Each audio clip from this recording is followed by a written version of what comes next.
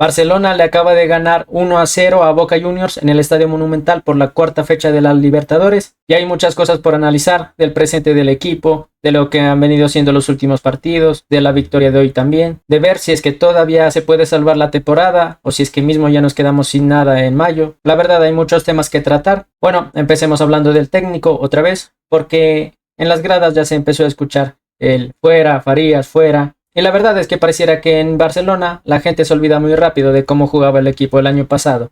Porque el anterior año literalmente era salgan los 11 a jugar y ya prácticamente no había estrategia, no había táctica, era siempre pelotazo al área y lo que salga. Creo que por ese motivo todos los partidos importantes del año pasado se los perdió. Se perdió contra Liga, se perdió contra Independiente, contra Emelec lo único que se pudo salvar. En Libertadores se perdió contra River, Universitario, Independiente también ahí. Y ojo que no es solo que se perdió los partidos importantes, sino que se perdía literalmente con cualquiera, ya sea de local, de visitante.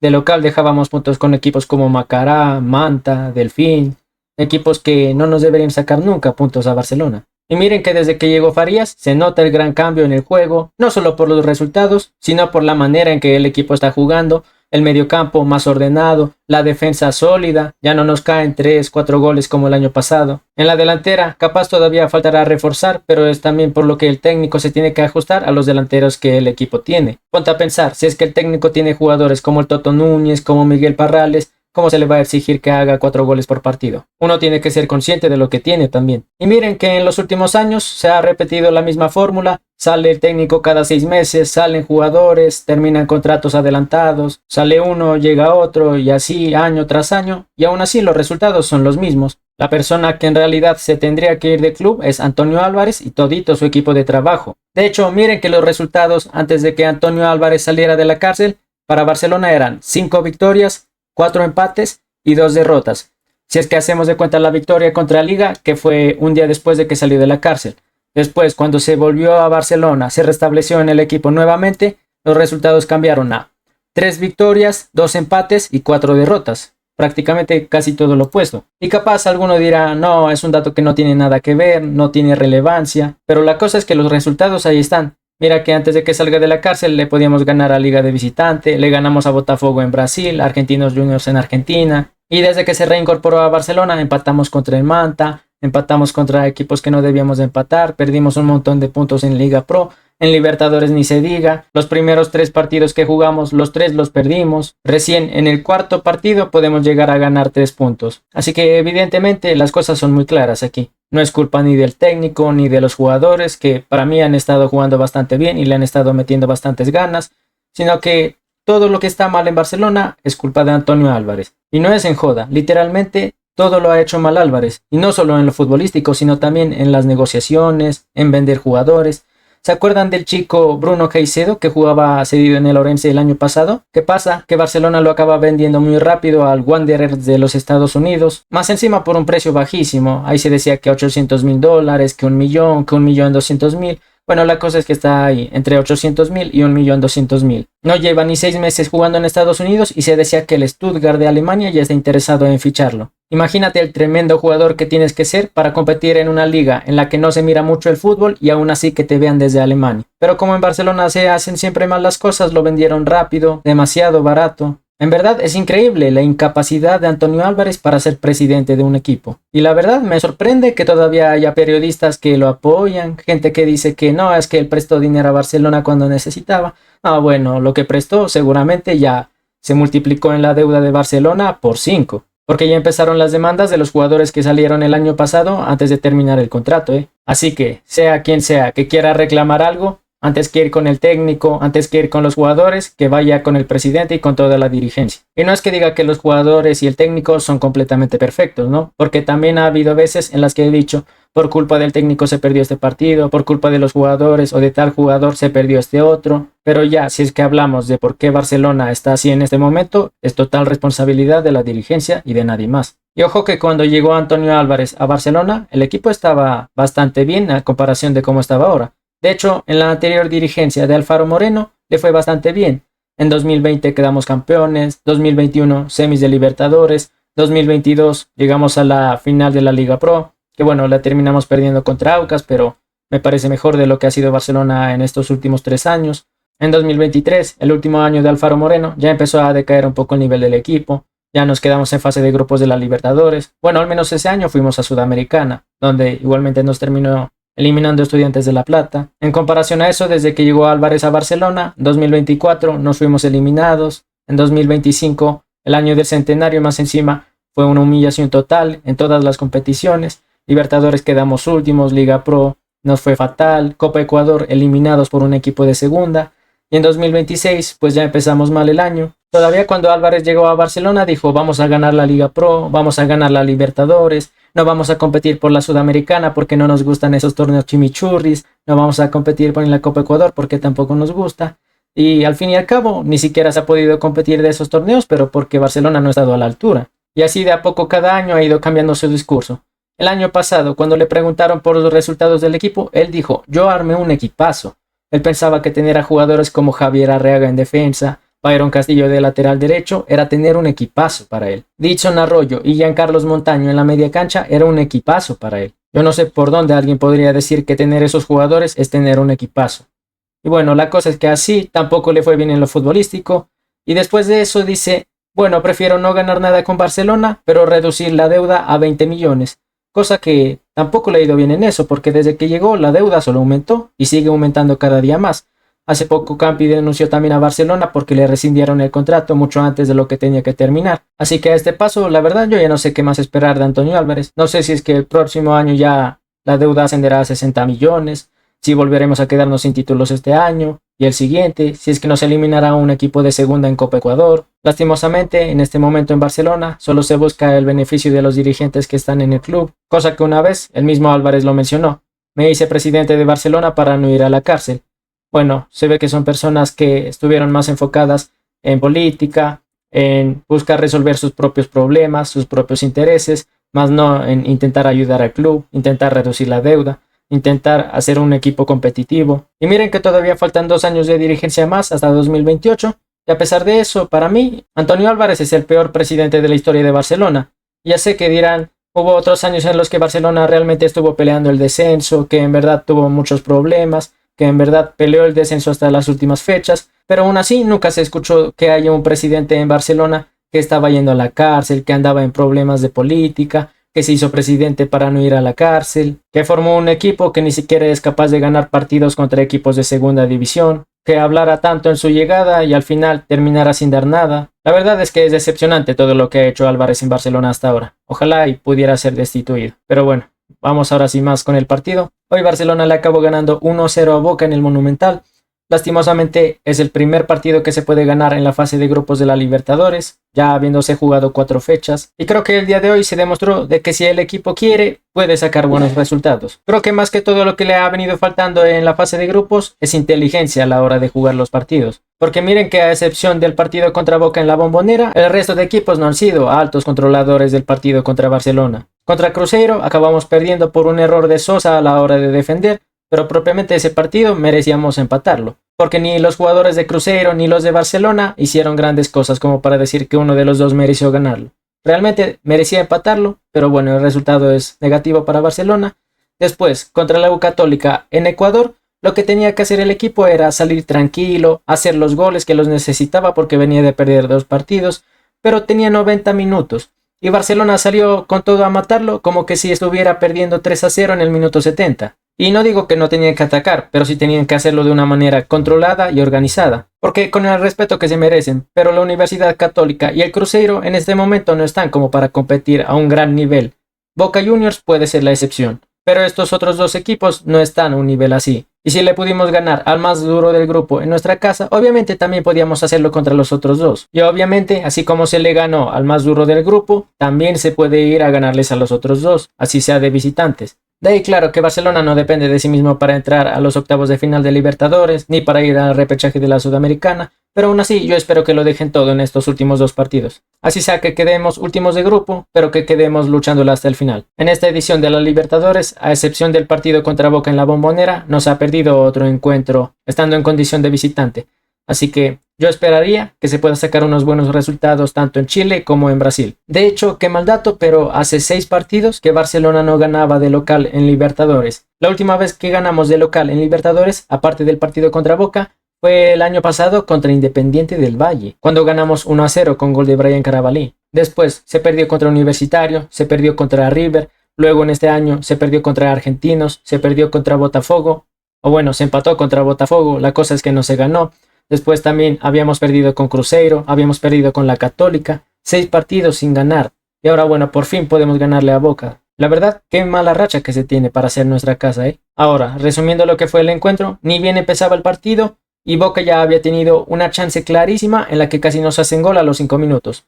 Una pelota de córner cae y el delantero de Boca no le puede pegar bien, le pifea al balón y Contreras nos acaba salvando del rebote ahí.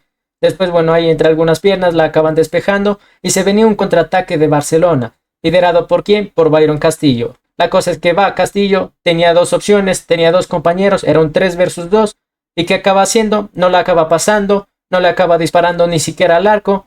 Le dispara en un tiro que no tenía ni mucha fuerza, ni mucha potencia, ni siquiera de dirección porque la acabó mandando afuera. Sinceramente, yo no sé qué sigue haciendo Castillo en el club, pero es lo que hay. Hasta ahí una chance para cada uno, que para mí eran muy claritas, tanto la de Boca como para Barcelona. Porque la de Boca prácticamente no fue gol, solo porque el delantero le pifió al balón.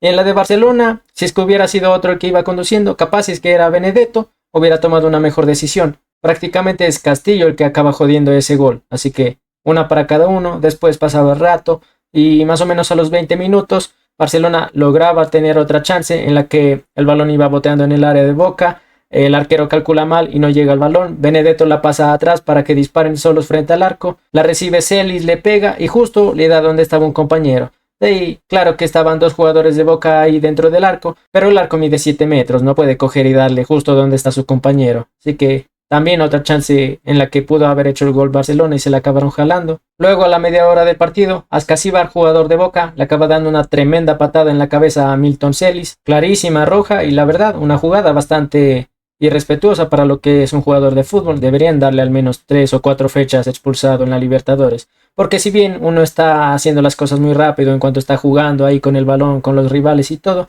pero uno se da cuenta de las cosas que hace. Y si tengo un compañero botado en el piso, obviamente no cojo y le doy un balonazo y digo, es que se interfirió con el balón. No, esa patada fue de adrede. Inclusive se veía mucho que los jugadores de Boca estaban intentando calentar a los de Barcelona para ganarse más faltas, para lo que sea. Incluso por eso creo que el partido estaba muy picado en algunos momentos. De ahí seguía así el partido. En el primer tiempo, la verdad, no se hicieron mucho daño a ambos, debido creo que también a que la cancha estaba en mal estado debido a la lluvia. Casi que acabándose el primer tiempo, llega a tener otra buena jugada Boca, en la que le acaban dando un buen pase entre líneas a Merentiel, que sinceramente yo no sé cómo es que logran que se le den estos pases a los equipos rivales. Porque si bien solo Boca lo ha hecho hasta ahora, bueno, Boca y la Católica, que también logró hacer eso cuando vino a jugar en el Monumental, que un defensa no sepa cubrir esos pases es como que un delantero no sepa cabecear, o sea, es algo completamente básico y que deberían dominarlo con facilidad.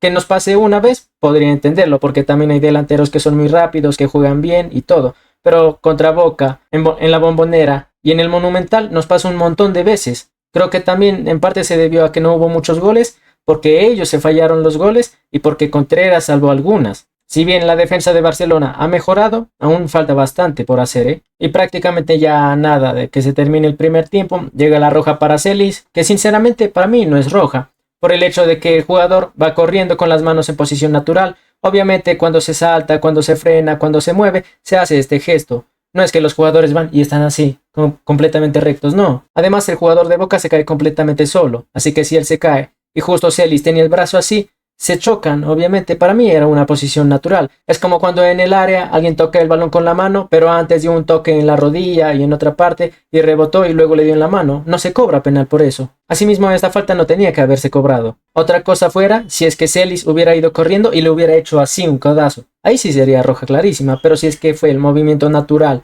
a una altura natural y fue el jugador de Boca quien se cayó, no era nada. La verdad es que este partido de gran magnitud le quedó grandísimo al árbitro. Y no es solo por esa jugada, sino en general. En todo el partido tenía que haber sacado más tarjetas para ambos equipos. No es que le benefició a Barcelona o le benefició a Boca, sino que creo que ambos fueron un poco perjudicados. Para este tipo de partidos tendrían que poner a los árbitros que ya saben, con más experiencia, que saben pitar este tipo de juegos. no a unos árbitros primerizos que parece que nunca han pisado una cancha. Ese árbitro le tenía miedo a coger una tarjeta amarilla y sacársela a quien sea. De ahí que en el primer tiempo la cancha estaba muy inundado, que parecía waterpolo, lo que sea. Bueno, la cancha estaba igual para ambos. A los dos equipos les tocó adaptarse a cómo estaba en ese momento. No es cosa que solo en el área de Boca estaba así y que el área de Barcelona estaba muy bien, no, así que tampoco hay nada para quejarse respecto a eso. Y luego ya en el segundo tiempo prácticamente Farías entendió que si es que no se ganaba este partido, ya era el final de todo. Así que decide poner al equipo más ofensivo y ahí el partido se puso mucho más interesante porque la cancha ya estaba bien, ya estaba seca, la habían acomodado en el entretiempo.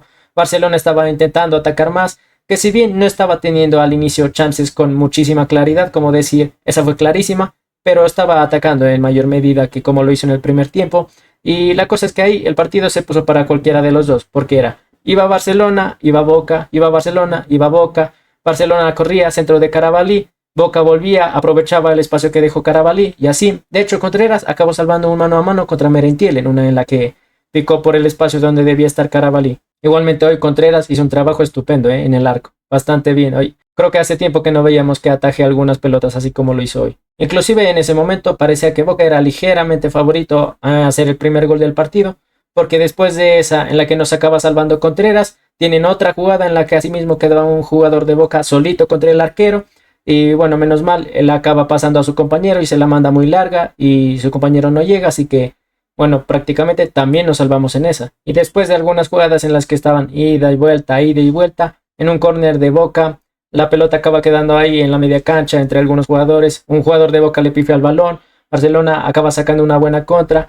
Va Johnny Quiñones corriendo, se la pasa a Villalba y la acaba definiendo bien. También con un poquito de suerte porque se nota que no la calzó completamente bien como hubiera querido, pero la cosa es que le acaba saliendo el gol, que es lo importante. Después Boca ya se fue con todo a intentar hacer el gol del empate contra Barcelona, cosa que al final nos acabamos salvando, porque tuvieron buenas chances en las que nos pudieron haber empatado el partido. Al final del partido se habían agregado 7 minutos, y más o menos en el minuto 90 más 3, Barcelona acaba teniendo una buena contra en la que se iban solititos Villalba y Parrales.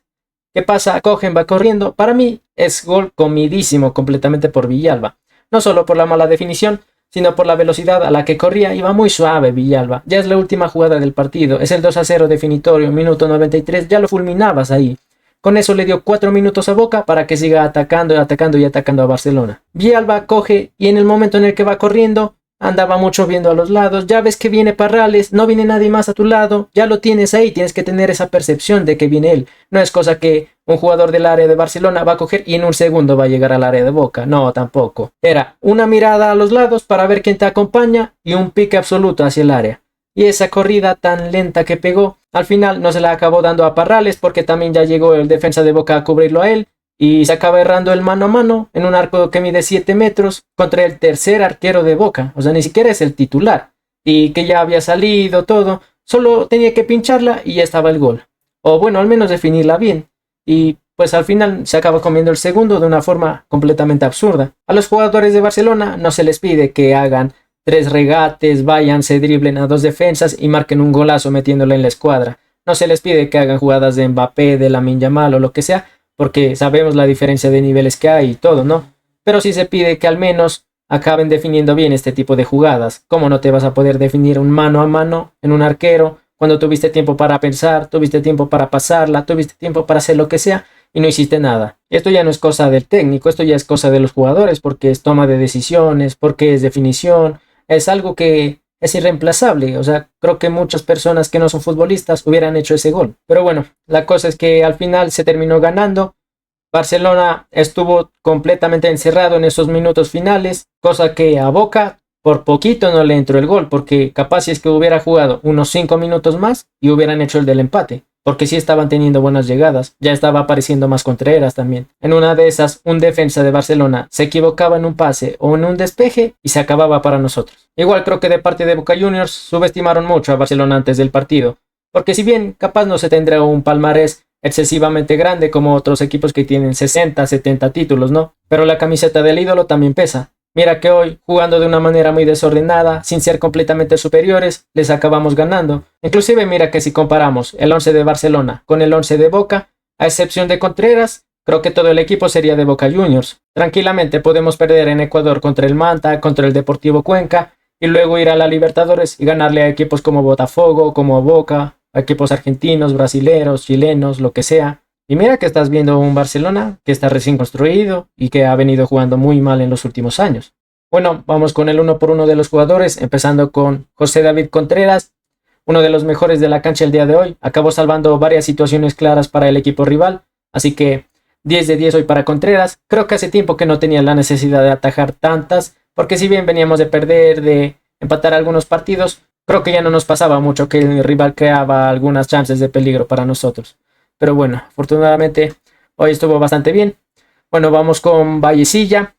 Vallecilla que igualmente entre defensa y ataque, el momento en el que estaba atacando, siento que lo intenta Vallecilla, sinceramente. Siento que le echa muchas ganas y que de verdad lo está intentando, pero Vallecilla no es lateral izquierdo neto. No le va a salir igual que un lateral izquierdo que juegue bien en esa zona, porque él llega al área rival, ok, intenta mandar centro, intenta acomodarse para pegarle, perfilarse o lo que sea, y no le sale nada. La verdad, yo no lo culpo a Vallecilla porque sé que no es su posición natural, pero la verdad no sé qué se puede hacer, porque si es que se pone a Jonathan Perlaza o Jonathan Mina, en cambio todo lo que tenemos de bueno en defensa se pierde ahí. Y tampoco es que sean tan buenos en el ataque, ¿no? Así que para mí, Vallecilla está muy bien ahí. Creo que ha venido jugando bien todos los partidos en Barcelona.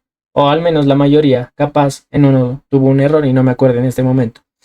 Los dos centrales, Rangel y Baez. Igual, buen partido de ambos. Creo que hoy a los tiempos tuvimos una gran defensa sólida. Si bien Boca Juniors en algunos momentos logró traspasar a algunos jugadores con esos pases filtrados, cosa que todavía hay que mejorar en la defensa. Me parece que estuvieron mejor hoy, sobre todo Baez. Para mí, tuvo un muy buen partido Cristian Baez. Seguimos con Brian Carabalí.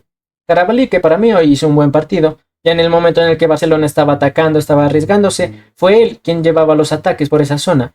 Si tú veías por izquierda, Vallecilla nada, porque casi que no corre mucho. Pero Carabalí, como es velocista, corría, intentaba centrar, intentaba triangular por ahí, lo que sea. Así que para mí estuvo bien Carabalí. Inclusive ya en el momento en el que estaba defendiendo, creo que lo hizo de buena manera. Seguimos con Johnny Quiñones. Igual hoy Quiñones que volvió a dar otra asistencia. Capaz, Johnny Quiñones a veces no es cosa que digas, tiene muchos goles, pero él ayuda con asistencias, con pases, con recuperaciones. La verdad, jugador recuperadísimo de Farías. Muy bien Johnny Quiñones hoy. Uno de los responsables de la victoria también, ¿eh? Vamos con Matías Lugo. Igual Lugo para mí partido a medias. Si bien hace que expulsen a uno del equipo rival, que bueno, también se podría decir que prácticamente se expulsó solo porque es él quien pega la patada sin sentido, pero igual Lugo para mí a ratos jugó bien, a ratos jugó mal, a ratos pudo haber hecho cosas mejores, pudo haber cortado esos pases con los que estaba jugando Boca, pero bueno, me quedo con las buenas ganas que le metió Lugo. Seguimos con Byron Castillo que jugó de extremo derecho. Para mí Byron Castillo fue el peor de la cancha, y eso que tuvimos un expulsado. Para mí fue por diferencia el peor de la cancha Byron Castillo. Cuando jugaba Byron, cuando tenía el balón, no era uno menos para Barcelona, era uno más para Boca, porque siempre le regalaba el balón a los rivales. De hecho, al inicio del partido, una que tuvo en un contragolpe, 3 versus 2, él llevaba la pelota, le acaba pegando afuera, en un balón que no llevaba ni mucha fuerza, ni mucha dirección, la acaba mandando afuera insólitamente cuando tenía 2 compañeros para pasarla. Tuvo otra jugada en la que estaba dentro del área, le acaban ganando bien la pelota. Obviamente el fútbol es un deporte de contacto, cuerpo con cuerpo, hombro con hombro, y él como tiene menos fuerza que una princesa, siempre va y siempre que disputa un balón lo acaba perdiendo, se botaba al área, pedía penal y obviamente no era nada. Pura payasada del Castillo en todo el partido. Otra chance en la que se estaba atacando por la zona derecha de la cancha. Iba Castillo y así mismo intentaba regatear, luego se lo quería llevar corriendo, le acaban poniendo bien el cuerpo y ya está, acabó todo para Castillo ahí. Hay personas que juegan en equipos barriales que tienen mucha más fuerza a la hora de chocar con otra persona que Byron Castillo. Que Farías lo defendió al fin de semana, pero es que Castillo es un jugador indefendible.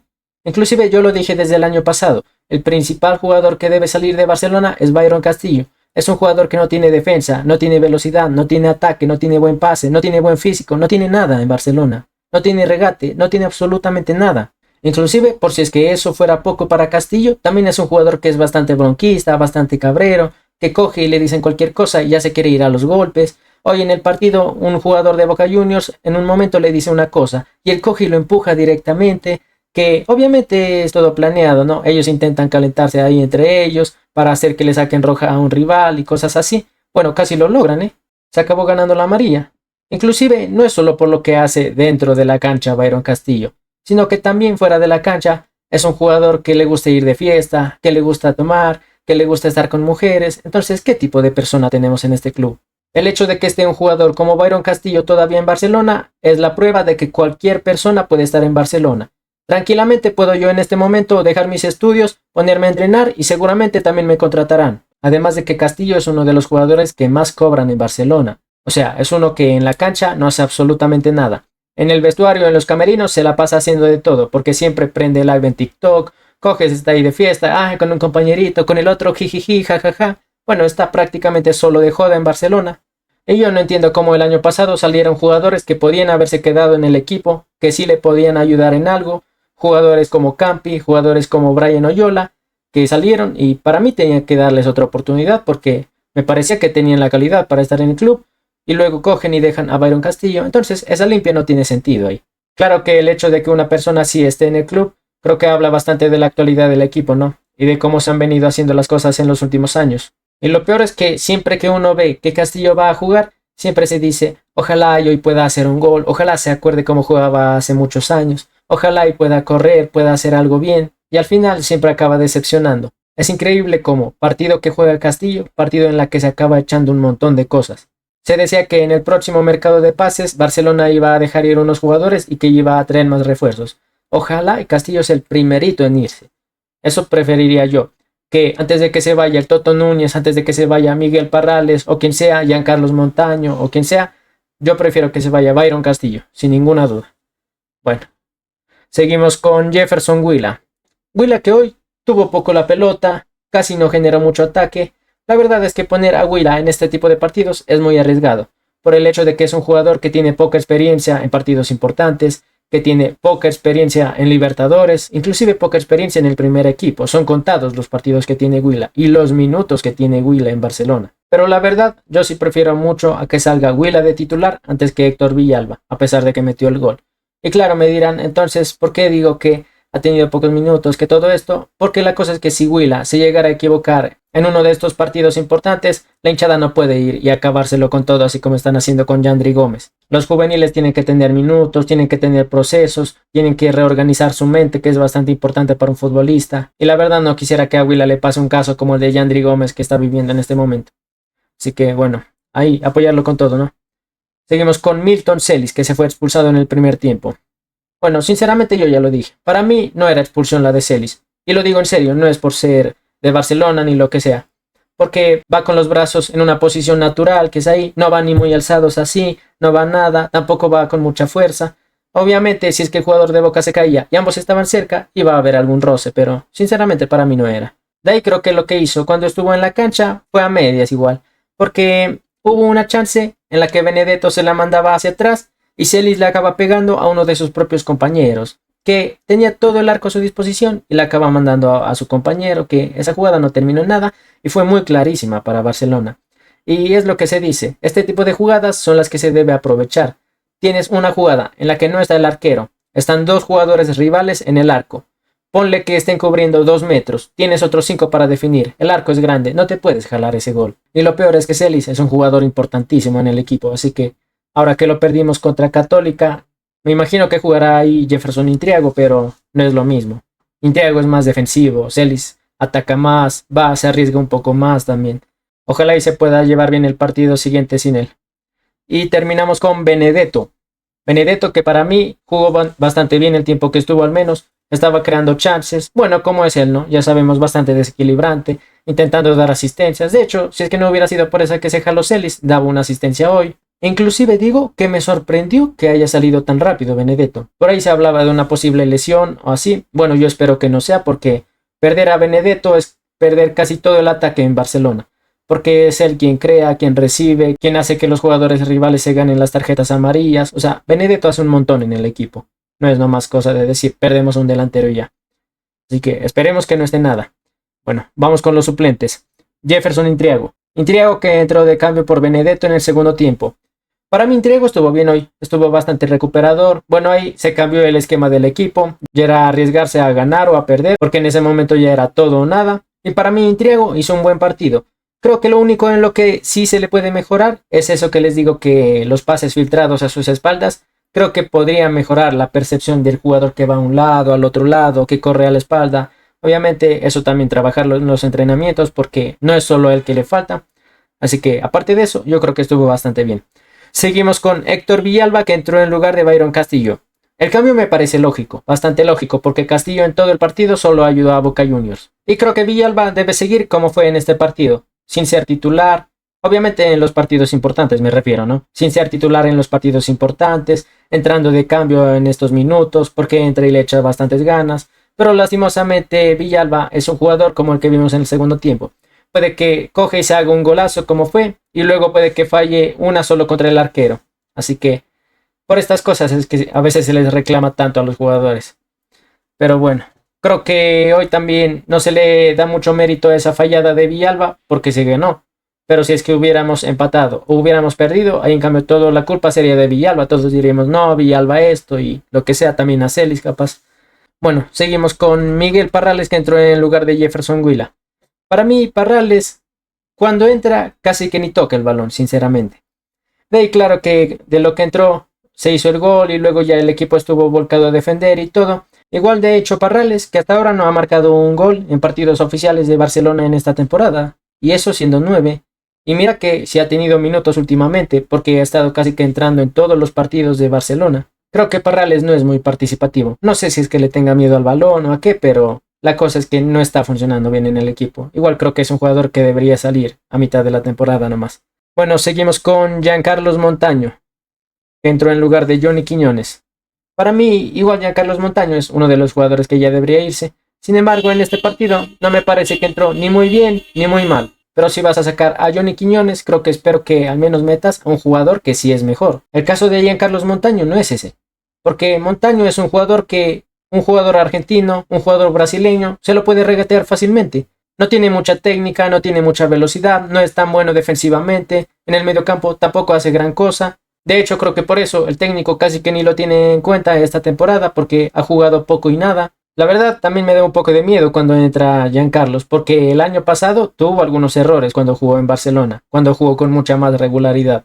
Y acabamos con William Vargas, que entró por Brian Carabalí. Igual tampoco me gusta a mí este cambio. Carabalí capaz no es el mejor defendiendo siendo lateral derecho, pero mejor que Vargas sí lo hace. Y tiene mejor velocidad para contragolpes y para mandar centros. Mira que si es que los jugadores están corriendo y es William Vargas quien tiene el balón, él no sabe mandar un centro. Él coge y patea la pelota nomás a donde le salga. Igual William Vargas, que entró casi ya solo a defender, ya el partido estaba ganado 1-0, estábamos defendiéndonos nomás y bueno, Vargas que tampoco hizo gran cosa porque ya al final los ataques de Boca estaban llegando por esa zona, así que no creo que haya entrado tan bien tampoco. Y bueno, así termina el partido. Ahora Barcelona está condicionado a ganar los próximos 2 juegos de la Libertadores contra Cruzeiro y contra la Universidad Católica de Chile si es que queremos competir por algo, cosa que aún así tampoco depende solamente de nosotros, porque podemos llegar a ganar los 2 partidos y aún así si es que se nos dan malos resultados podemos quedarnos afuera de todo. Pero aún así espero que lo dejen todo hasta el final. Como otra cosa que añadir también a lo que fue el partido de hoy, creo que estuvo bastante bien por parte de la Sur Oscura salir con todos esos trapos en contra de la dirigencia actual. Trapos con frases como te tienen secuestrado Barcelona, fuera Antonio Álvarez, fuera todos los Álvarez, cosas así se vieron durante el partido. La verdad, esto pareciera que debería llevarse hasta el final, por el hecho de que Álvarez ya le hizo bastante daño al club. De hecho, fueron tantas las cosas que mencioné y que todavía me faltan por mencionar, que se podría dedicar un video entero hablando solo de Antonio Álvarez y todo lo malo que hizo en Barcelona. O sea, es increíble la mala gestión de él. Se lo mire por donde se lo mire, es un caso indefendible. No hay una sola cosa que haya hecho bien Álvarez durante todo su proceso. Inclusive, como algo que añadir cuando estaba hablando de él, casi se me olvida que también algo que hizo muy recientemente, que aplicó también este año, de contratar un montón de familiares, amigos, periodistas que no tienen nada que ver en Barcelona. Pareciera que ahora en Barcelona cualquier persona que dice soy hincha ya puede ir y trabajar en algo. Qué absurdo, en verdad. El primo de Álvarez está trabajando en Barcelona, asimismo con el equipo femenino hay un periodista que es muy reconocido que sinceramente yo no sé qué está haciendo ahí y por qué está cobrando un sueldo. Asimismo, en varias presentaciones del equipo como en la Noche Amarilla, Barcelona tiene dinero para pagarle a otros influencers para que vayan, hagan un en vivo, lo que sea, pero luego no tiene dinero para pagarle a los jugadores o a los utileros o al staff del club o lo que sea. se lo mire por donde se lo mire, el caso de Antonio Álvarez no tiene una sola buena acción en Barcelona. Así que, sinceramente, yo espero que por parte de la Sur Oscura sigan habiendo este tipo de trapos, sigan cantando en contra de la dirigencia, porque lastimosamente no entienden. Y esta es una forma de, a mi parecer, pacífica de hacerse escuchar. Porque otra cosa sería que estuvieran lanzando cosas al campo, que estuvieran habiendo amenazas, y no es así tampoco, ¿no? Porque se dice, fuera Álvarez, pero ya, de eso no pasa.